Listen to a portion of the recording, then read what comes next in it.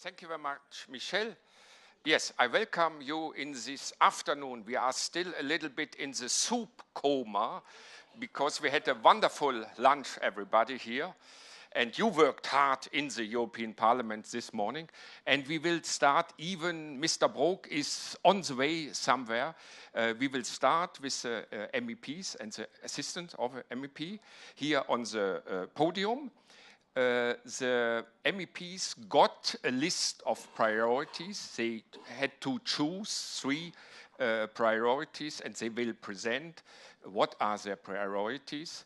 And you adopted just some minutes ago also a list of priorities, and we invite the MEPs to take up also or to comment also on this list of priorities. I thought, I had the impression social and civil dialogue is very important for you. Hello, he's coming. Bienvenue, herzlich willkommen. So Mr. Brok is also coming.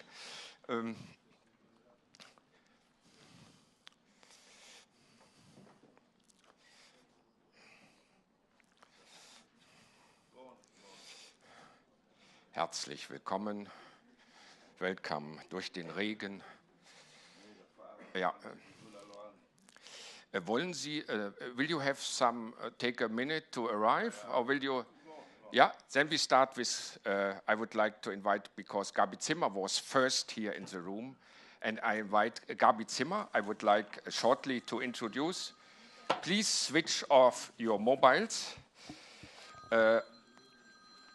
Gabi Zimmer is the president of the group, let's be correct, the Confederal Group of the European United Left and the Nordic Green Left.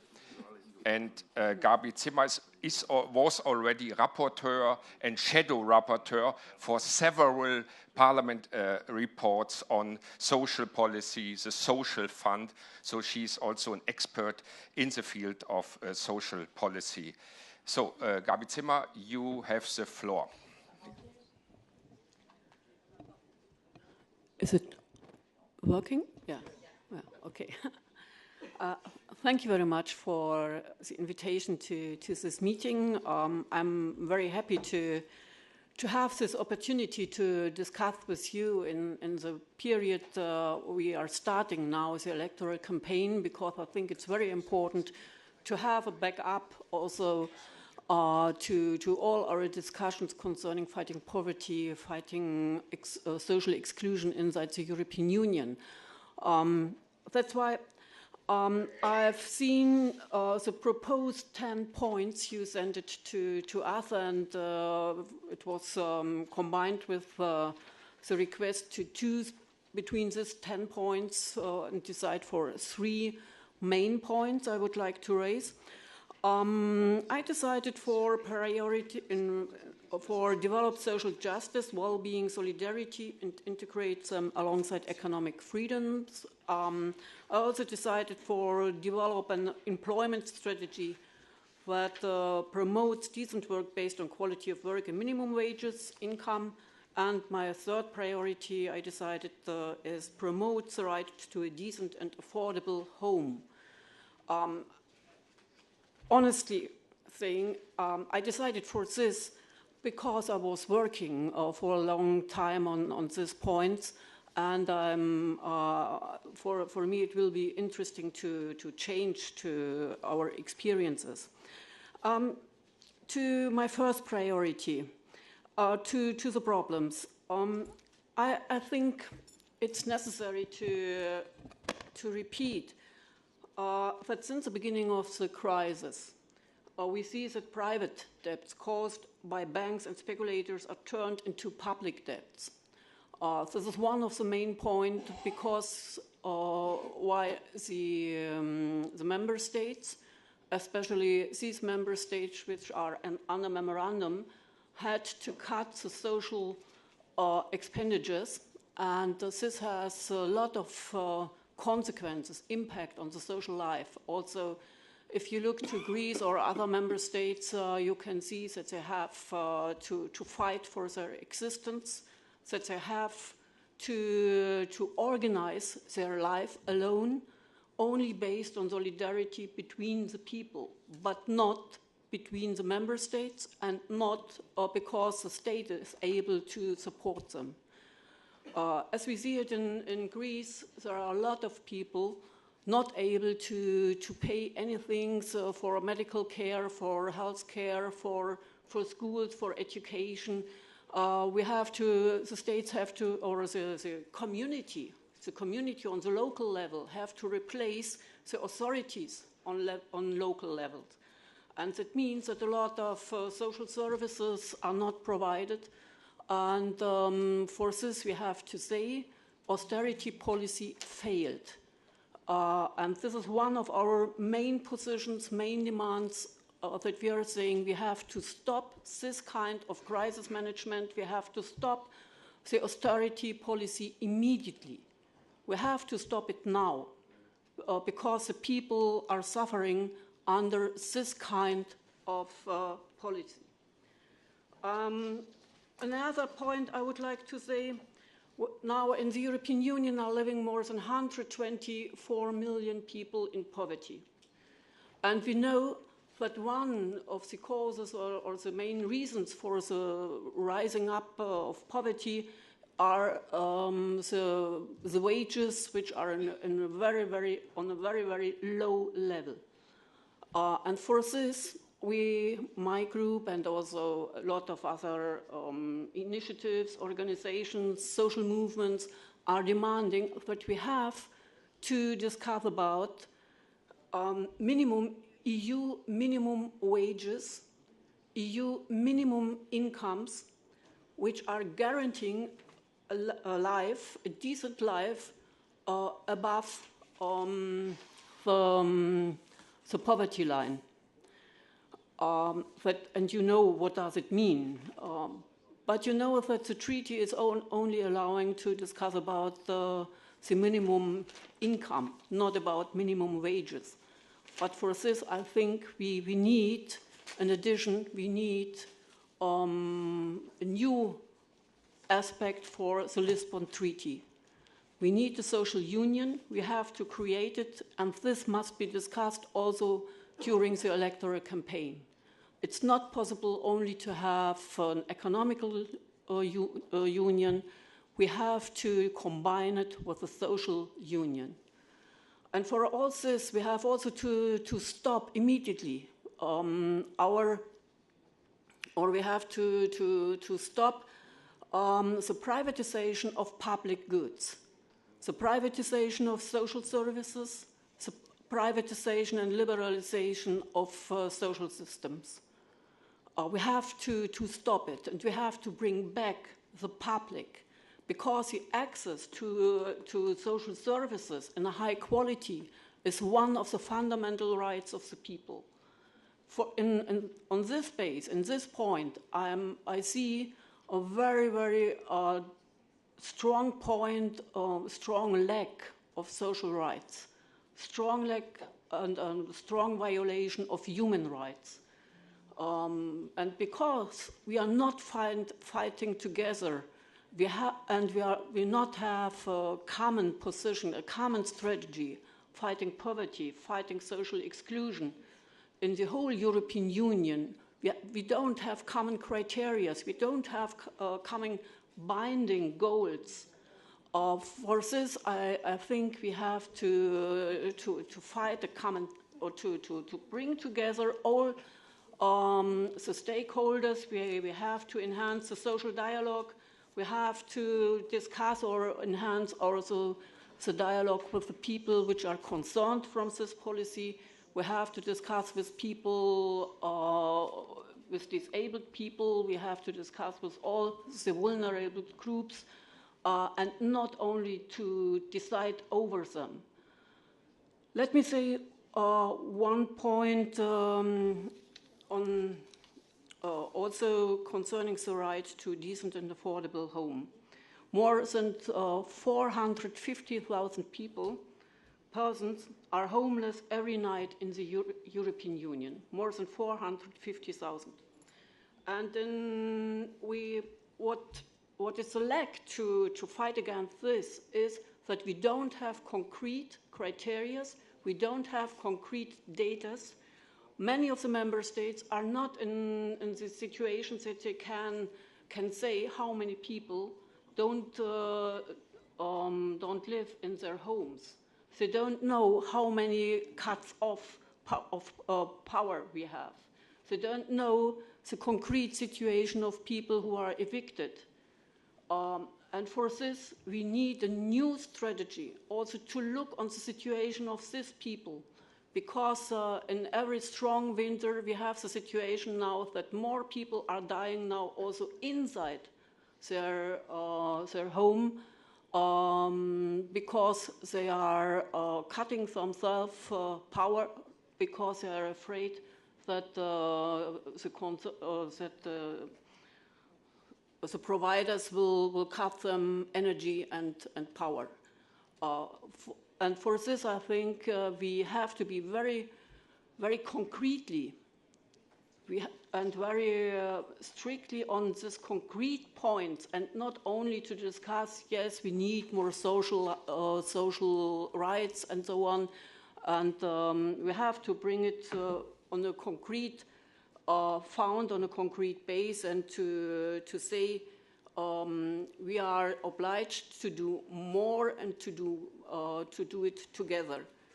For this, I think it's necessary to bring together the members of the European Parliament, the committees, the Employment Committee, other committees, together with the social movements, together with the networks, the European networks, and also with all the organizations. But my last remark is we should also see that we don't will win any progress if we are not able to learn that we need a European regard fighting poverty, fighting social exclusion.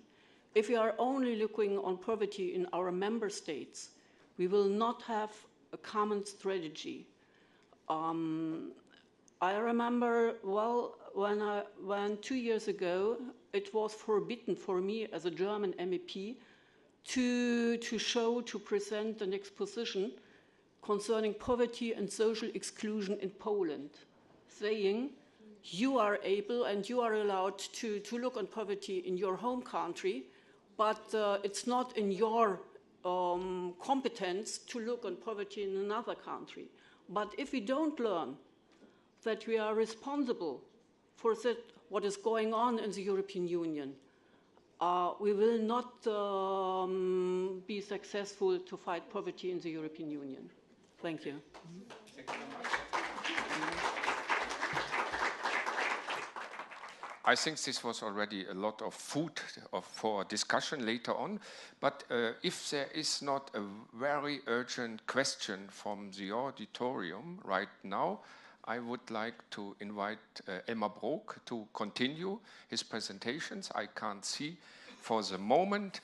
Elmar Brok is long-serving MEP already in the European Parliament, and he is the chair of the Foreign Affairs Committee. But next to several functions, he's also, since many years, chairman of the European Union of Christian Democratic Workers, EU CDA. So he's very well informed about all these topics. Elmar Brok, you have the floor. Thank you very much. I choose different priorities because I thought it's a situation where we should discuss in this moment of crisis the principles which will bring us perhaps later to solutions. My first point is to develop social justice, well-being and solidarity and integrate them alongside economic freedoms.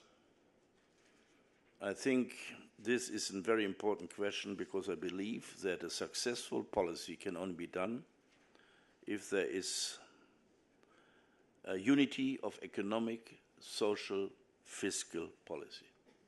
We have to see them all in context. If we do not see in context and not find the right balance, we will fail in the other or in the other or in the other direction. And I think that is one of the main importance. And I believe that this social the orientated market economy means not just social policy, it means that the market itself would destroy itself if that has not a legislative framework within the state can happen.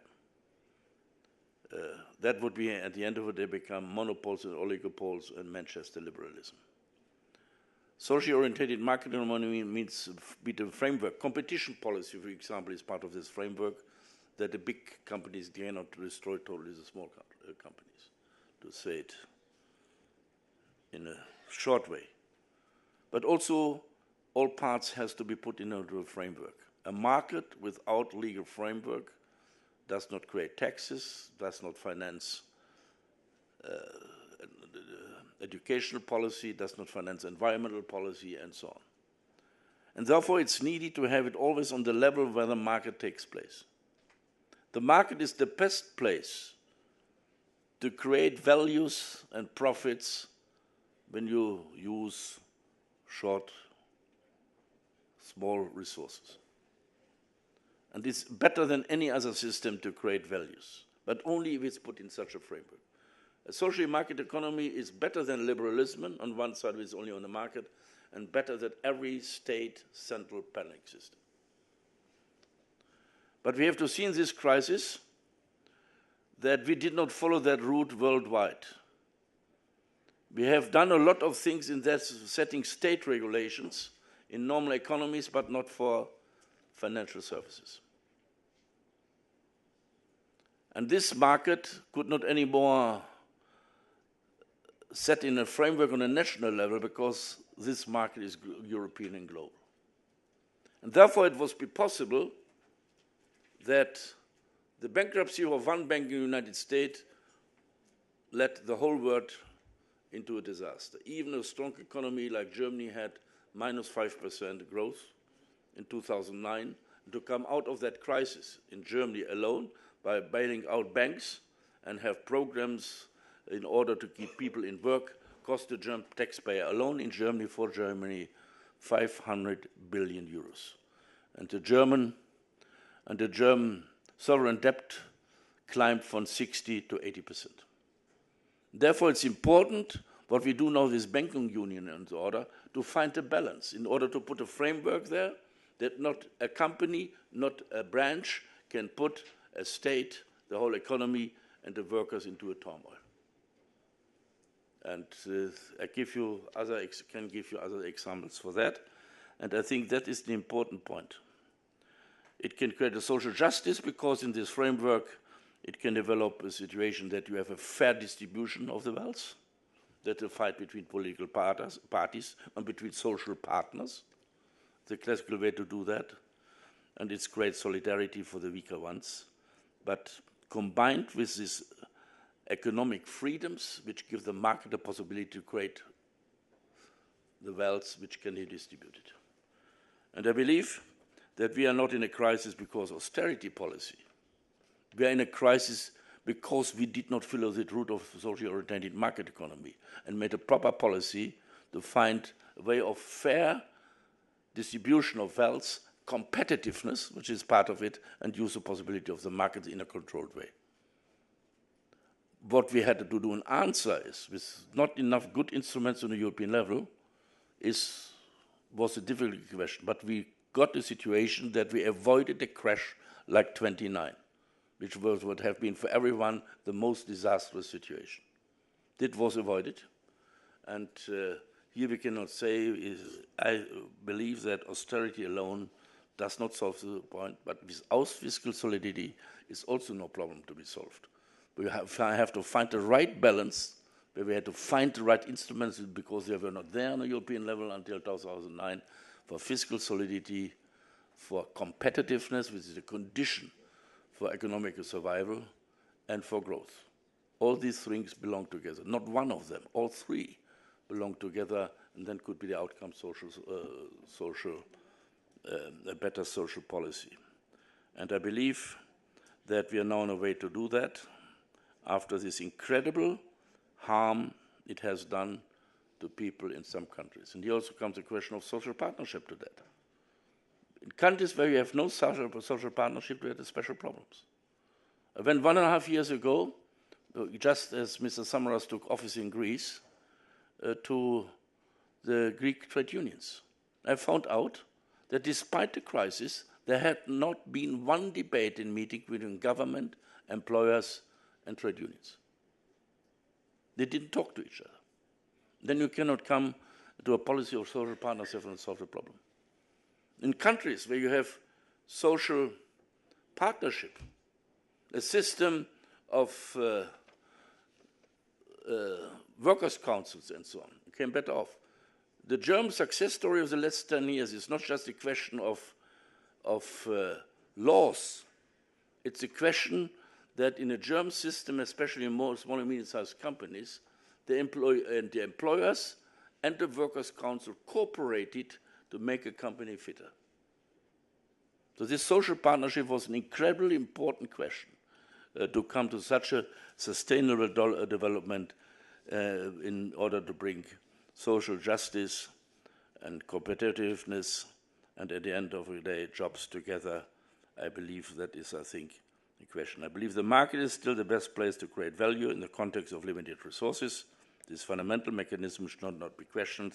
The human person should have the freedom to start an undertaking without a market, without competition. We only create poverty and waste resources, but under the condition of such framework rules which we need.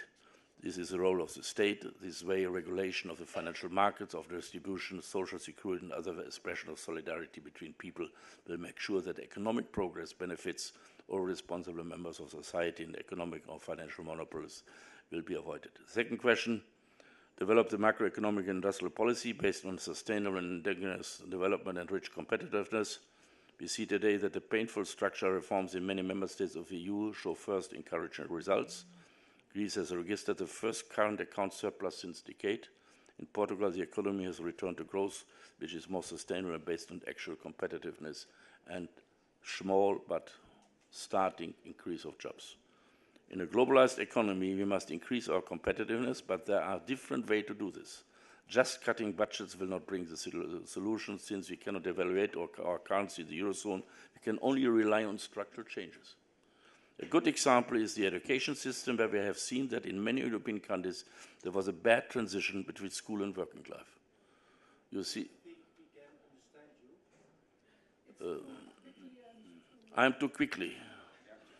My wife always says that I'm too slowly.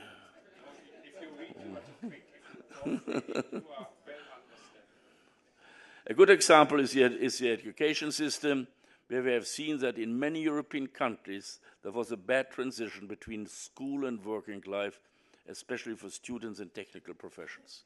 I will give you an example in Spain. Spain had also in a time of best economic performance 30% of youth unemployment. Now in the crisis they have nearly 60%. But the main reason is a wrong educational system, especially for vocational training, where we have no connection between professional training and the labor market. And therefore, we have changed systems. Sometimes it's not just a question to pour money in it. If it's the wrong system, you can pour so much money in as you want, it will never get you the solution of that. And therefore, the European Union should use more its structural funds means for competitive and small and medium-sized companies and for educational system, especially vocational systems. I think of the utmost importance to come on a long run out of this crisis, but even in the future to have a better situation. We also have to make targeted investments in science, research, and education. This is the basis of a modern industrial policy. By the way, we will have to coordinate much better on European level if we want to reach the target of 20% of EU GDP provided by the industrial sector. Only countries who had a good industrial sector came out of the crisis. And the countries who sat just on financial and other services are very bad in the crisis. We cannot afford 28 different industrial policies in Europe. To look a little bit at the watch, and and might be available later on, Mr. Brok. Yeah, if I just can finish this. We have to see that on the employment strategy, I firmly believe that it's important that in the EU all workers can live in a decent life from the wages they earn. Also in Germany, the necessary steps are currently undertaken, respecting the traditions of autonomous collective bargaining. And I believe very much about the changes we have to do. is that the competence will not be changed, but I believe very much, which is sometimes not understood when we discuss, for example, the Workers' Time Directive from some countries. It has to be done all by law, and where it's done by the social partners, it must be done by collective bargaining. This is not understood. It cannot be an agreement between workers, individual workers, and the company, because then the worker is always too weak. There we have to explain much more that the worker is only protected in a collective bargaining system.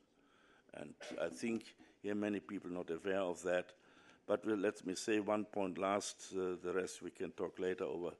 But we have also to see, with all our criticism, I was astonished myself, that the European Union, which has at the moment 7.4% of the population of this world, creates the value of 30% of the GDP of this world, 25% of the trade of this world, and 50% of all social benefits paid by the state are paid within the European Union to the citizens of the European Union. So the 77.4% of the world population consume 50% of the social benefit of this world. I think that is perhaps also an interesting figure when we discuss international solidarity. Thank you. Thank you very much. Elmar Brok. Is there an urgent question or comment on the speech of Mr. Brok? Then you should have the floor with the microphone. I hand you over. Please stand up and introduce yourself, please. I just wanted to know which country has a social partnership, you think? Okay. I believe that, for example, my country has a quite good social partnership system. Germany. Germany. I say the social partnership system is a relationship between employers' association and trade unions. The relationship between employers and workers, that is a social partnership system. I talk only about that. I do not belong to a party which has decided Hartz IV. There were the Greens and the Social Democrats. I belong to the other party. Okay, thank you very much. But Elmar will stay with us till 3:45. And I would like to give now the floor to Karima Delli from the Greens. She comes from France. And I read in her CV, she was one of the founders of the Sauvons les Riches, Let's Save the Rich collective. It sounds a little bit strange. Probably you can take it up. Karima, you have the floor. Oui, bonjour, merci pour cette invitation. Alors, le collectif Sauvons les riches, je suis députée, mais je suis membre de plusieurs associations. Il y en a une qu'on a créée et qui s'appelle Sauvons les riches. Alors, on ne les a pas sauvés, c'est une blague. C'est juste pour pointer qu'on est dans un monde qui marche sur la tête. Comment se fait-il qu'il y a 87... Vous avez parlé, mon collègue a parlé de solidarité internationale. Il faut rappeler qu'il y a 87 personnes les plus riches au monde et qui représentent la richesse de 3 milliards de personnes. Juste 87. Jean-Jacques Rousseau disait une chose, c'est que les fruits sont à tous, mais la terre n'est à personne. Et ce combat de lutte contre la pauvreté, moi, c'est mon premier mandat, j'en ai fait mon fer de lance, et je vous le dis, je suis en colère. Je suis en colère parce qu'on nous a fait des promesses. Tout d'abord, on a eu la stratégie de Lisbonne qui avait un grand slogan, on va éradiquer la pauvreté. Est-ce qu'on a éradiqué la pauvreté en Europe? Non. Ensuite, on a fait une grande stratégie 2020 qui dit quoi? D'ici 2020, nous devons réduire de au moins 20 millions de personnes qui sont pauvres de la pauvreté. Il nous reste 6 ans et on est encore très loin d'y arriver. Alors moi, je le dis sans langue de bois parce que je n'aime pas la langue de bois et je ne suis pas là pour ça. Pourquoi cette question de la lutte contre la pauvreté n'est toujours pas une priorité de l'agenda politique européen? Tout simplement parce que depuis 5 ans, avec la crise, on a eu la crise financière. Notamment, on a regardé ce qui se passait aux États-Unis. Mais on a oublié de dire que la crise financière, avant d'être une crise financière, c'est une crise sociale. Aux États-Unis, qu'est-ce qui se passe? Ce sont des millions de personnes qui s'endettent. C'est un drame social avant tout. Et on a eu un conseil, c'est-à-dire des chefs d'État qui se réunissent et qui disent « Eh bien, on va régler d'abord la crise financière ». Et au lieu de se dire « Il faut en même temps régler la crise sociale et économique ». Si bien qu'il faudra attendre 2013 pour se dire « Oh là là, il y a une priorité, c'est le chômage des jeunes parce qu'en Grèce, il y a 60% de jeunes qui sont au chômage. » Ça veut dire qu'on a encore attendu 5 ans et une génération qui ne rêve même plus en l'Europe. Alors que l'Europe, c'est un espace fondamental. Et je le dis pour ma génération parce que ma génération n'a pas connu la guerre. C'est un acquis fondamental et pourtant ils ont l'impression eux-mêmes de connaître des sorts quand même incroyables. Ils se disent on a fait des études, on n'a pas de boulot. Ce n'est pas normal qu'on n'a pas de logement. Ce n'est pas normal que justement on ait, alors c'est pas moi qui le dis, c'est eux, on est sacrifiés. Moi je veux d'une Europe qui ne sacrifie pas sa jeunesse, mais je veux surtout une Europe qui réponde concrètement aux enjeux des citoyens européens. Et un des enjeux sur lequel j'ai beaucoup travaillé, c'est la question notamment du logement. Pourquoi ? Parce que sans logement, vous ne pouvez rien faire, ni chercher un travail, ni réellement élever vos enfants, ni étudier. Et l'Europe, tout le monde annonçait le rêve. Ben pour pouvoir rêver, il faut savoir où dormir. Et oui. Et donc je me suis battue sur 2 choses. Tout d'abord, je me suis battue pour que le Parlement européen mette en place une stratégie européenne en faveur des sans-abri. À la dernière session, c'est-à-dire de Strasbourg, avec mes collègues, la majorité du Parlement demande à la Commission cette stratégie européenne. Même les ministres du logement sont d'accord pour la mettre en place. La Commission ne veut toujours pas et le Conseil bloque. Qu'allons-nous attendre ? Ça, c'est la première chose. La deuxième chose, je me suis battue pour qu'il y ait vraiment, parce que je suis l'auteur au Parlement européen, d'une question sur le logement social et abordable. Et c'est un sujet qui, moi, me paraît vraiment plus qu'important. Parce que le logement social, c'est un levier extraordinaire à la crise. Aussi bien à la crise sociale, parce que les plus vulnérables en ont besoin, à la crise économique, parce que derrière, il y a le secteur du bâtiment, qui est un levier incroyable en termes de création d'emplois. Et surtout, on oublie ce défi, parce que je vous le dis, moi je suis écologiste, et je n'ai pas envie de laisser la planète telle qu'elle est, avec une urgence, puisque dans un an, nous avons un sommet international sur le climat, et même les Jeux olympiques, on nous dit qu'ils ne peuvent pas notamment faire leurs épreuves, parce qu'il fait trop chaud. Le réchauffement climatique est là. Et notamment sur la question du logement, il y a un véritable levier sur les questions énergétiques, notamment en termes de rénovation et en termes de consommation d'énergie, mais surtout de pouvoir d'achat. Parce que les plus pauvres, ils sont dans ce qu'on appelle une situation de précarité énergétique. Le prix de l'énergie va augmenter de plus en plus. Et si on ne les aide pas maintenant à faire des rénovations dans leur logement, et ben demain, ils seront dans l'incapacité de se loger, ou ils ne se chaufferont plus, parce qu'on estime qu'ils dépensent 15% de leurs revenus sur ces factures, ou sinon ils ne se chaufferont plus. Et comme l'a dit ma collègue, Madame Zimmer, eh ben oui, le problème, c'est qu'il y a des personnes, notamment les personnes âgées, qu'on retrouve chez elles, qui ne se chauffent plus, mais qui meurent en silence. Alors lorsqu'on parle des sans-abri, il faut arrêter d'en parler juste l'hiver. Les sans-abri, ils meurent toute l'année.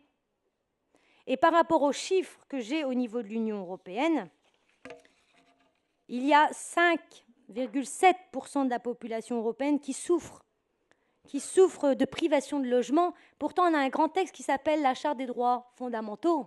Qu'est-ce qu'elle dit, cette charte ? Elle dit que l'absence de chez-soi, c'est une violation des droits fondamentaux. Donc il y a une urgence, il faut investir dans le secteur du logement.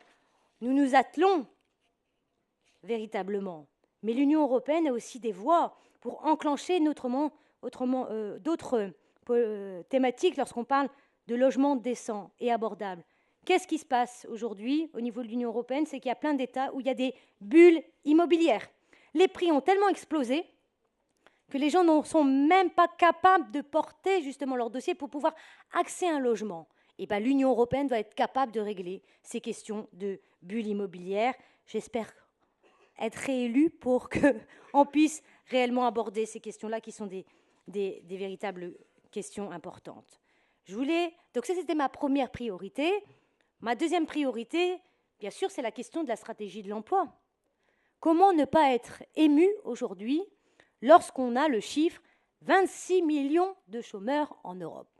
26 millions. Moi, je suis convaincue que la clé de l'avenir, elle doit être pas le cap de la croissance, parce que même le FMI dit que la croissance ne va pas revenir. Donc, il faut changer de logiciel. Il faut arrêter de parler de croissance. Il faut investir là où ça marche. Et notamment en Allemagne, les secteurs d'avenir, c'est quoi? C'est les secteurs de la transition énergétique. Et vous êtes là, et vous le savez, ce sont des emplois locaux, non délocalisables, et qui sont utiles socialement. Donc, il faut investir sur les petites et moyennes entreprises. C'est elles dont on a besoin, et surtout dans l'économie sociale et solidaire, parce que là, il y a du lien social, et surtout, c'est pour stimuler un autre modèle de société qui va nous permettre d'être moins consumériste, et ce sera autodestructeur, avec une responsabilité sociale dans les entreprises. On se rend bien compte que lorsqu'on parle du travail ou de l'emploi, on oublie toujours un domaine. Nous, les écologistes, on dit oui, il faut créer plus d'emplois, mais cet emploi doit être décent. Qu'est-ce que ça veut dire décent concrètement? Ça veut dire que la priorité, notamment dans des conditions de travail, il faut véritablement fournir une vraie réflexion sur un travail décent. Aujourd'hui, le travail, il est mis sous pression. Ce n'est pas normal qu'il y ait, par exemple, des caissières qui travaillent 2 heures par jour, et ensuite elles ont du trajet, elles rentrent chez elles, elles sont très fatiguées, et le lendemain on leur demande de venir 1 heure. Et non, il faut arrêter la précarité de l'emploi. Alors, est-ce qu'on peut dire ensemble, est-ce qu'on peut partager le travail, alors que chez les cadres, on a des bulles de burn-out, c'est-à-dire que les cadres aujourd'hui c'est pas qu'ils en ont ras-le-bol de leur métier, ils aiment bien leur métier, mais c'est que leurs chefs leur disent travailler, travailler, travailler, travailler, ce qui fait qu'ils sont dans cette logique de compétitivité, il faut être le meilleur, etc. Non, moi, je n'ai pas envie d'avoir une Europe qui soit la meilleure. J'ai envie d'une Europe de la coopération, comme les citoyens, ils doivent se retrouver, parce que malheureusement, c'est ça dont nos sociétés ont envie, parce que le travail, avant tout, bien sûr, c'est la formation tout au long de sa vie, mais c'est l'épanouissement de chacun d'entre vous et d'entre nous. Donc, il faut arrêter de perdre sa vie à la gagner. Et donc, ce n'est pas juste un simple mot, c'est faire en sorte qu'on prenne vraiment de manière concrète la question des conditions de travail, parce que ce n'est pas normal. Moi, j'ai été rapporteur de la stratégie européenne de santé et de sécurité au travail. Il y a 168 000 morts par an de personnes qui ont un accident ou une maladie liée au travail. Donc ça, il faut dire stop. Ce n'est pas le travail qui doit s'adapter à l'homme, c'est l'homme qui doit adapter la machine et pas l'inverse. Donc il faut renforcer notamment toute la bataille de la culture de la prévention, le renforcement des inspections du travail, mais aussi un troisième axe qui me paraît vraiment important, c'est d'anticiper sur tous les nouveaux risques émergents. Aujourd'hui, il y a plein de personnes qui travaillent avec des produits dangereux. Ils ne savent pas que c'est dangereux. Donc, c'est comme avec le phénomène de l'amiante ou des systèmes comme ça. Et ensuite, 10 ans après, on dit « Ah, c'est dangereux, tant pis, vous allez avoir des cancers demain. » Non, il faut anticiper sur l'ensemble de ces produits. Et c'est là où l'Europe est importante, parce qu'elle est capable, on a vu avec la directive REACH, elle est capable justement de contrôler tout ça et de mettre des normes sociales et environnementales. Et un travail décent, c'est un travail où on puisse vivre dignement. Vivre dignement, c'est aussi l'affaire d'un salaire minimum, mais surtout d'un revenu minimum. Et ça, il y a eu l'initiative citoyenne en Europe, le revenu de base, il y a eu 300 000 plutôt signataires. Il faut continuer parce que c'est un bon levier. Et je termine. Ouais. Karim, je dois t'interrompre parce que Elmar doit quitter dans 1 minute pour aller à l'aéroport. Vous avez le temps, mais je voudrais le donner une minute pour une final remark from Elmar Brok. Please.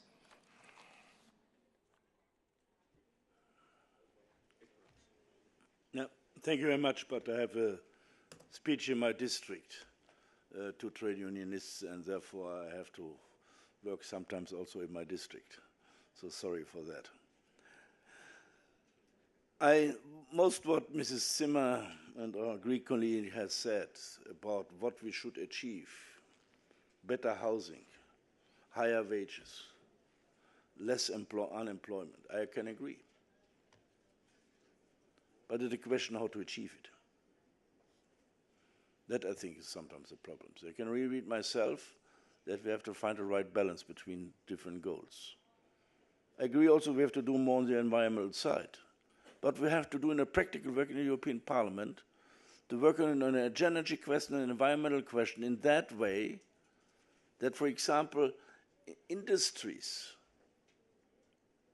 which need electricity, energy, can do it to affordable prices, that this company goes there where they get cheaper energies in the United States. So to find that balance, you can only keep industries and energy if you follow industry and employment, if you follow a right balance in environmental policy and in other questions. I think if you do not see that context and have only the wishes, you will never fulfill the wishes. And I think this connection has to be seen in a very positive way. We are in a situation of global competition. And if we do not see that others produce cheaper and have to find an agreement to that, then we have to say how to avoid a decrease of social standards here. Because we cannot survive in this, we do not want to survive in this environment as a low-wage region. But therefore, we have to then concentrate very much on that, what I have said, on research, better education. We have to become so much better in fields where we are more expensive than others in order to come to that level to keep the jobs. If you do not see this context, you do not fulfill a social policy. I think these connections have to be seen. Jobs, growth, money for social benefits do not fall from heaven. And we have to see the context, that you have to see the funny situation that countries which followed over the years a policy of fiscal solidity have more jobs than the others. That's, you can see from country to country, the truth. And they also find a balance in that question. I am happy now that in all European countries, including my own country, we have now in the future minimum wages. Minimum wages, but we cannot do minimum wages on a European level on the same price. You cannot in the development because of the different development of national economies. Not to have the same amount of social benefits and wages in Romania and the Netherlands. It will be not affordable in Romania, or you have to cut it down in the Netherlands. This is, I think, if you do not see that context, that things step by step have to brought together, that it's a type of a balance, you destroy the balance and the situation will be a social disaster. And I think, therefore, to fight poverty, it has 2 points. It needs economic growth and it needs a fair distribution system. Both has to come together. Without one or the other, you cannot fight poverty. But you have to see both of them to come to the result to fight poverty. Thank you very much. Thank you very much that you were with us, Mr. Brok. You have to go to the airport, and I'm sure here are close collaborators of you in the room, and they will transform the comments on what Mr. Brok said later on. So, Karima, excuse me, please, continue, please, with priority number 3 in your wonderful, engaged way. Merci. Je peux lui répondre sur... J'aime bien le mot redistribution équitable. Alors, monsieur, mon collègue, il dit, mais il faut trouver l'argent pour pouvoir investir. Mais l'argent, oh là, il y a des milliards d'euros dans les paradis fiscaux. Il faudrait que l'Union européenne ferme les paradis fiscaux. Et là, on pourra investir dans la recherche, dans l'éducation, dans notre protection sociale. Ça représente des milliards par an. Est-ce qu'on a cette capacité, ce courage politique pour le faire? Moi, je pense que oui, demain, si on en a la volonté. Voilà, donc ça, c'est réglé. Ensuite, je voulais vous parler juste d'une chose qu'on ne parle pas assez, justement, sur la question des territoires et la politique macroéconomique industrielle. qui est basé sur un développement endogène et une compétitivité multiple. C'était un de vos points. Moi, je pense qu'il y a vraiment à mettre en place une coordination européenne écologique, européenne des politiques industrielles. Tout à l'heure, mon collègue il parlait des politiques de l'énergie. Moi, j'aspire à ce que demain, l'Europe ait cette capacité et que les chefs d'État aient un vrai grand projet pour l'Europe et fassent cette communauté européenne de l'énergie, par exemple. Parce qu'on parle du niveau mondial, mais c'est un espace sur lequel on pourrait réellement faire justement cette communauté européenne de l'énergie. Après la guerre, il fallait tout reconstruire. On a construit la communauté européenne de l'acier et du charbon. Aujourd'hui, on a changé de modèle. On pourrait créer cette communauté européenne de l'énergie. Mais moi, je vais plus loin. Je pense que face à la concurrence économique qui a accru au niveau mondial, l'avenir de l'industrie européenne, elle réside sur sa capacité d'innovation et d'adaptation sur les grands défis sociaux et environnementaux. Et donc la politique que moi j'aimerais qu'on mène, c'est une politique écologiste qu'on essaie de, tous ensemble en plus, que ce soit les étiquettes politiques, mais non, pas toutes les étiquettes politiques, mais une politique vraiment écologiste, parce que moi je pense que l'objectif c'est comment on rend notre petite planète soutenable et faire en sorte que la reconversion industrielle, elle prend cet objectif en compte. Moi je demande une vraie réindustrialisation, mais qui part des territoires et qui soit coordonnée notamment avec les collectivités locales, avec l'urgence que l'on a, l'épuisement des ressources naturelles et le changement climatique. Et je pense qu'il faut penser aux éco-industries, comment on porte l'innovation, les nouvelles technologies.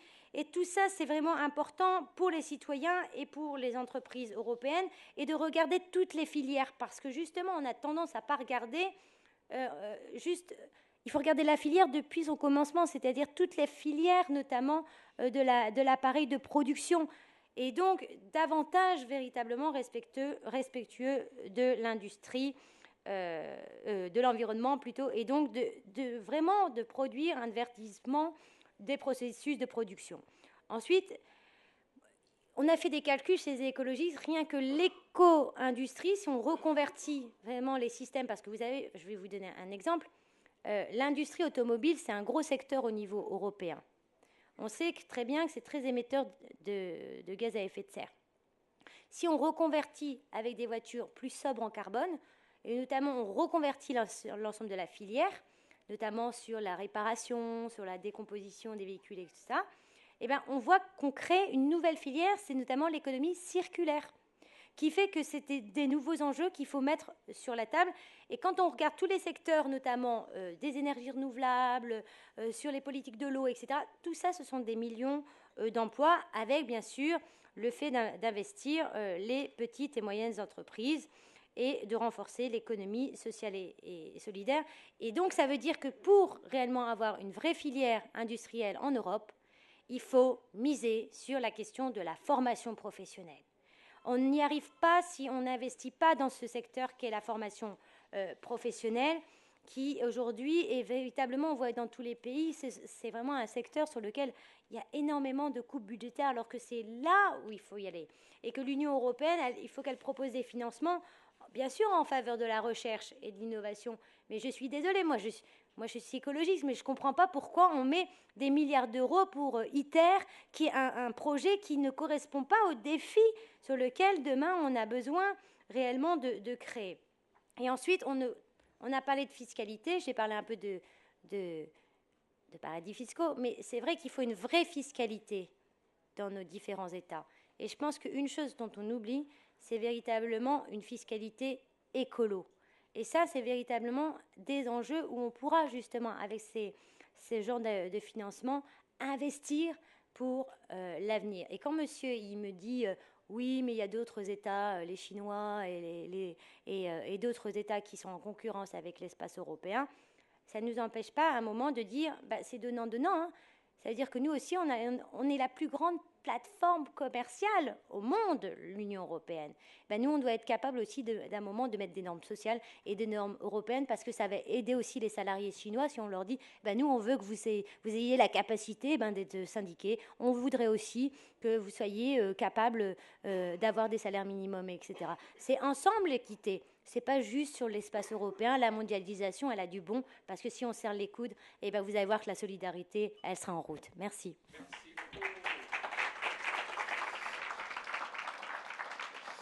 So before we come to vote, which party we are going to vote, I would like to give the floor to Dennis Jonquin. Dennis Jonquin is an assistant of the MEP of the Socialist, Frédéric Dardin, and he was so nice because the organizers even tried to find a socialist, social democrat MEP. We were not able to find, and thank you very much, Dennis, that you are with us. By the way, we tried to find also a speaker of the Liberals, the ALDE group of the parliamentarians. They were also busy and had other obligations. So thank you very much, Dennis, that you came quite spontaneously here. But you are an expert in the field and you follow quite closely also today's decision of the Employment Committee in the European Parliament. Dennis, you have the floor. D'abord, merci à vous d'avoir bien voulu que je représente Frédéric Dardenne ici, que je parle de son travail effectivement dans la commission de l'emploi et affaires sociales, modestement, et c'est pour cela que je n'oserais pas me qualifier d'expert. Merci aussi aux deux autres députés encore présents d'avoir bien voulu que je m'assoie à la même table pour représenter Frédéric. Karima Deli, qu'on connaît bien par le travail en commission emploi affaires sociales, souvent en bonne entente, voire très bonne entente avec Frédéric. Madame Zimmer, qu'on a moins fréquenté, mais que pour ma part, lorsque j'étais étudiant participant à des simulations de Parlement européen, on travaillait sur base de textes signés Gabriel et Zimmer. Donc ça me fait un petit quelque chose. Voilà. En arrivant ici, pour venir ici, on m'a demandé de choisir 3 des priorités qui sont parmi les priorités de cette alliance pour lutter contre la pauvreté. Je les ai choisis la mort dans l'âme, parce que un large, pour ne pas dire toutes les priorités, méritent d'être portées. Puis, en arrivant ici, j'ai compris que parmi les priorités initiales, certaines ont été sélectionnées par l'assistance, et j'ai eu le plaisir de voir qu'il y a un recoupement entre celles que j'avais sélectionnées et celles qui ont été sélectionnées par l'assistance. Donc, en premier lieu, sur chaque priorité, je vais non pas développer la pensée de mon chef sur le thème, j'ai juste donné quelques exemples au vu de son travail ces 5 dernières années au Parlement européen.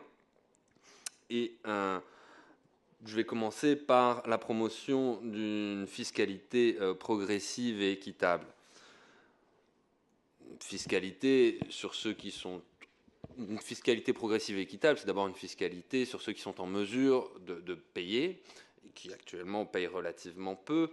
Je ne vais pas faire un grand laïus sur la taxe sur les transactions financières, sur laquelle je pense que tout le monde ici s'accorde sur sa nécessité, et tout le monde ici trouve dommage la lenteur qu'elle a à se mettre en œuvre, malgré la décision de 11 États membres de la mettre en œuvre en coopération renforcée. Il y a encore eu un vote en session plénière, lors de la dernière session plénière, sur le thème pour souligner ce regret des parlementaires. Mais alors, une taxation juste, comme je disais, c'est une taxation sur les personnes en mesure de payer, et je donnerai un exemple. Lors des dernières recommandations du semestre européen à la Belgique. Il y en a eu pour tous les États membres, mais je prendrai l'exemple belge, qui évidemment est celui sur lequel mon chef s'est attardé un petit peu plus. La Commission a souligné un défaut dans la fiscalité belge. Jusque-là, mon chef était d'accord. Qu'il fallait moins taxer le travail. Jusque-là, mon chef était encore d'accord. Excuse-moi, Karima, ce n'est pas contre la fiscalité écologique, mais la Commission nous a soulevé une fiscalité écologique et n'a pas évoqué de fiscalité du capital, dont on sait qu'elle n'est pas la plus élevée en Europe, en Belgique. Il nous aurait semblé plus juste, parce que la fiscalité écologique, il faut voir laquelle précisément. Il y en a qui finissent par être reportées sur le dos du citoyen, pas forcément du pollueur. Donc, voir dans la nuance quelle fiscalité écologique. Et ce qui est certain, c'est que la fiscalité du capital, en tout cas, n'est pas traitée de la même façon. Et quand on a soulevé ce point à la Commission européenne, quand elle a présenté ses recommandations, il nous a été répondu que, mais comme ça, et hop, on passe à un autre sujet. Non, non, la fiscalité du capital en Belgique, tout va bien. Voilà. Alors, je ne vais pas être de ceux qui s'acharnent sur la technocratie européenne. Parce que, par exemple, dans la Commission n'est pas un bloc monolithique. En fonction des directions générales, des thèmes sur lesquels on travaille, on trouvera différentes façons de penser.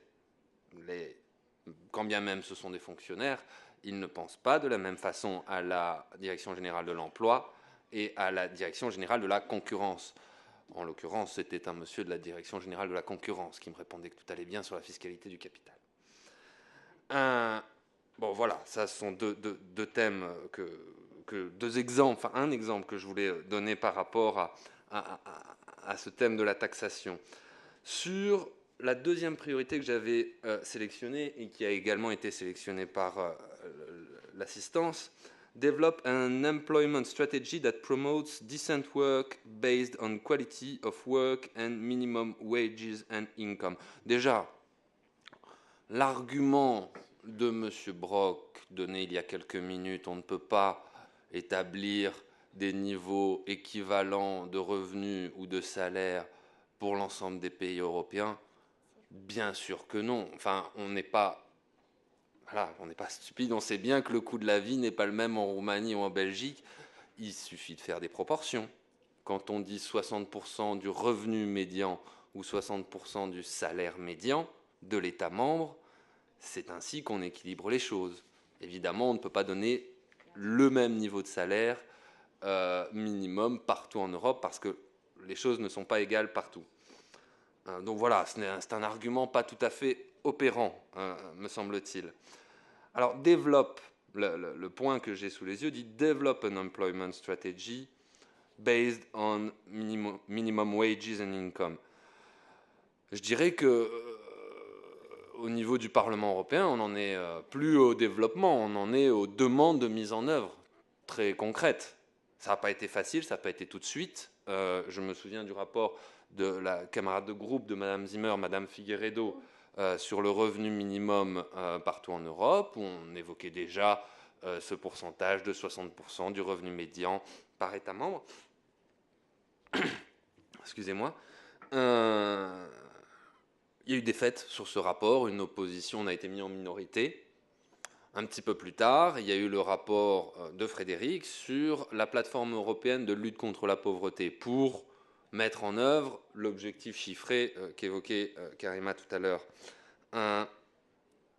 Et on se demande encore comment, dans ce rapport, c'est passé. Une directive cadre, une demande du Parlement européen de mise en œuvre, ou en tout cas de lancement d'une procédure pour une directive cadre sur un revenu minimum partout en Europe. Voilà, on a une position du Parlement sur le thème. Faut pas lâcher, parce que un rapport d'initiative du Parlement européen, c'est une prise de position politique, ça n'est pas un instrument législatif contraignant pour la Commission. Mais cependant, donc on a continué avec les outils qui sont à notre disposition. Je pense à des projets pilotes dans le cadre du budget européen. Il y en a eu un déposé par Frédéric Dardenne et sa camarade, la présidente de la commission emploi, Pervenche Berès, sur l'étude de faisabilité d'un revenu minimum partout en Europe. L'étude est en cours. C'est un travail réalisé par une ancienne collègue de Mme Zimmer, Mme Anne Van Lancker, pour le compte de l'organisation EAPN, European Anti-Poverty Network.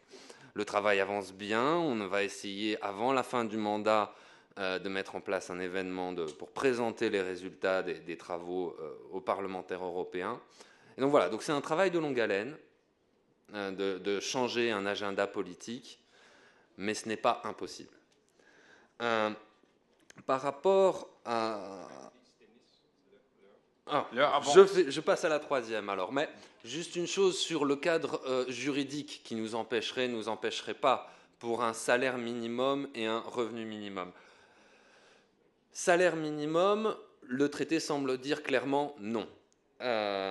Revenu minimum, encore une fois, Anne Van Lancker, dans ses travaux, a perçu une brèche dans le traité qui semble dire que c'est possible d'avoir un instrument législatif européen sur le thème. Mais encore une fois, quand la volonté politique est présente, le droit peut être battu en brèche parce que on a beau dire que le salaire minimum est interdit, ce n'est pas de la compétence de l'Union dans les traités. En Grèce, en Espagne, au Portugal, la Troïka n'a pas hésité à recommander des baisses de salaire.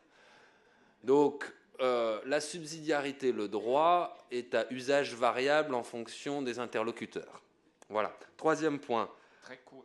Le troisième point, écoutez, j'avais sélectionné le droit à un logement décent. Je me contenterai de coller aux propos de Madame Dely sur la stratégie européenne pour le sans-abrisme. Un petit détail simplement sur les services sociaux d'intérêt général par rapport aux logements sociaux.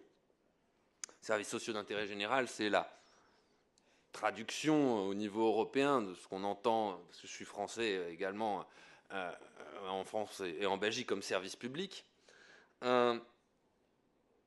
Aux Pays-Bas, récemment, dans un arrêt de la Cour, il a été interdit aux autorités publiques, donc le Parlement ensuite s'est positionné contre cet événement, cette jurisprudence. Il était interdit de considérer comme service social d'intérêt général un service de logement social si on introduisait de la mixité sociale dans le quartier en question. C'est-à-dire si on mettait dans le quartier avec des logements sociaux autre chose que des pauvres. Vous comprenez pourquoi, au niveau du Parlement, on a poussé pour se positionner contre, parce que les outils sociaux, ce n'est pas pour créer des ghettos. Voilà. Donc, hors de cela, sur ce thème, je suis parfaitement Frédéric, est parfaitement en accord avec les propos tenus précédemment. Merci. Merci beaucoup, Denis. Do we have some minutes for discussion? I can imagine there are some persons in the room interested to feed the debate. Yeah, please. A question to the first speaker. Would you please introduce yourself? Yes, Yeah. I represent CNCA. Is a network of social organization, Italian social organization, social cooperative and social association. I think that we need a public governance of a social service. I think that third sector must have the aim to realize the common goods. I think that the management can be private or public. I want to know, what do you think about this? Mrs. Zimmer, will you reply directly, or shall we collect the questions? Because of time questions? We collect the questions for a final round. Yes, thank you. There is, yeah, numbers, brings, yeah. The table there, yeah. Okay. Can you? Yeah, Jeremy Lehman, Euromemo Group. A simple question. Did the European Parliament pass the anti-money laundering directive today? It was supposed to be debated. The anti-money laundering directive. So against tax evasion. Because that would be a very important starting point for destroying the fiscal paradises, the tax havens, that have been mentioned so far? I don't think so, because I followed the press releases of the Parliament till lunchtime. Okay? Can you hear me? Mahmoud Mescou, Euromemorandum, but we haven't coordinated, by the way, to hijack the meeting. would the panel think that we should put social norms as part of the economic and financial, well, on par with economic and financial norms that European Union imposes on its members? For example, you have budgetary rules, etc. Could we have social norms? We know that we cannot have the same minimum wage for every country, etc. But we can have a poverty rule. We can have a minimum amount going to health, education, etc. Whether we can do that or not, because I'm very disturbed that our German, the European Parliament colleague was so straightforward and on the line with regard to the long-term link between economic growth and social issues. And if in the middle of crisis we have this, then I don't know what are we doing here really. Thank you. Your neighbor? Somebody raise your hand? Jonathan? No? Yeah, here, please. Yeah, this gentleman over here and this gentleman here on this table. Please go ahead. Oui. Oui. Benoît Dresse, député ici en Belgique.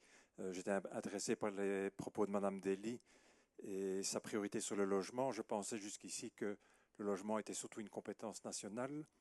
Et je voudrais savoir en quoi l'Europe peut avoir un effet de levier et des mesures concrètes en matière de logement. Merci. Yes, just one short question. You said that the Troika was involving itself in the minimum wage, which was excluded from the European Treaty, and I agree with you there. Why didn't the European Parliament go to the European Court in order to annul that? Okay. I think we have to finish the round. Thank you very much for the interesting questions. Mrs. Zimmer, shall we start? Would you like to start? Then Karima and Denise. Bitte schön. And zwei, yeah. Yes. The discussion was very interesting, and also the speeches of my colleagues. But I think it's necessary to react on some of the words of my colleague from the Conservatives, because it's also the base for our discussion now we have concerning public goods, public services. He spoke about that it's necessary to have a balance between the interest of the markets and the industry, the economic growth, and then of the social growth. But if you are looking in our member states and in the European Union, we have to state there is no balance. What we are saying today and what we are seeing is there is a deep lack, there is a deep imbalance. There's a partition and inequality between the poor and the rich people, between different member states, between different regions inside the member states. I don't know about what he was speaking. This is not the life we see in our member states. This is a problem. What we have now and what was one of the reasons for the crisis is the marked radicalization of the last 20 years. The liberalization and also privatization of public goods, the privatization of social services, the privatization of social systems, and the speculations and the non-limited speculations by the financial markets. This is the reason for the crisis, but the burden of the reason are put on the poor people who are not responsible for the crisis. And then to say, okay, in Spain, the educational and vocational system was not good, and that's why we have such a big joblessness among the young people, is not fair. It's not fair to the young people fighting for their own perspective. They have the right to get a job. They have the right to get a vocation. And it's not the perspective to say them go to Germany, because Germany is a better economy, and Germany has shown how it's possible to survive the crisis. No, in Germany or the German economy, survived in the crisis because of the low wages, because there is a difference between the member states concerning the rate, interest rate. Inflation rate. The inflation rate. And if you look, the inflation rate, that is a relation between the wages, the nominal wages, and the productivity. And every year, Germany is exporting more for 180 billion euro. But that means this profit, this benefit of the German economy, these are the debts of the other member states. These are the debts. This is the reason for the debts. And now to say, look to the German economy and you can follow our example, what does it mean? It means a growth of precarity, of a lot of people who has to work, and not getting enough money for a life in for dignity, for a decent life. And they have to get income by the state. But what is now done by the Troika? The Troika, which is imposing measures to the governments, to the people in the countries like Greece, Spain, or Portugal, is saying the people are getting too much money. The wages are too high. And then to make pressure on the government, they have to privatize public goods, public services, the public enterprises. They have to privatize it. What should it be? What is the outcome for the people? This we have to stop immediately. It's not possible to speak about the social market. We don't have a social market here now in the European Union. And for this, that's why I agree. We need a public governance concerning public goods, public services. That's right. But my experience is it's not true to say that a privatization would bring more effectiveness of the services or so. I think it's not true. If you look to what was going on in Germany or in other countries, you can see that you need energy. In my mind, energy, water, power should be in the hand of the public. And in Germany, you find a movement now to return it, to bring back the public in the hands of the local authorities and of the people. The privatized companies bring back. To the privatized goods or water, energy. In Berlin, in Hamburg, and in other cities, we had such a movement, and it was successful and not successful, but it is a good idea to do so. And now to only one sentence or two sentences to social standards. Yes, I think it's necessary and it's possible to make concrete social standards, to decide for social standards in the member states, and to say concretely, these are minimum standards, standards to avoid poverty and to lift people out of poverty. We need it, and it's possible. This is the sense why we are here, why we are in the European Parliament, why we have a government, why we have a state. If only the enterprises are governing our life. This is our duty, and for this we need these standards. They have a strong lobby. Thank you very much. Karima, please have the watch in mind, please. Go on. Ça marche? Oui. Yeah. Très rapidement, pour les normes sociales, je suis totalement d'accord avec ma collègue.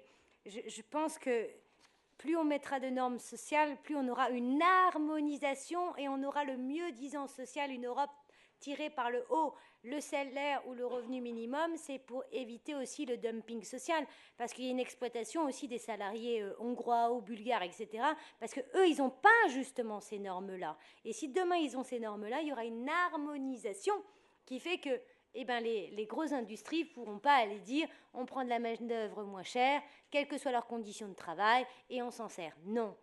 L'Europe doit absolument tendre vers le haut sur les normes sociales.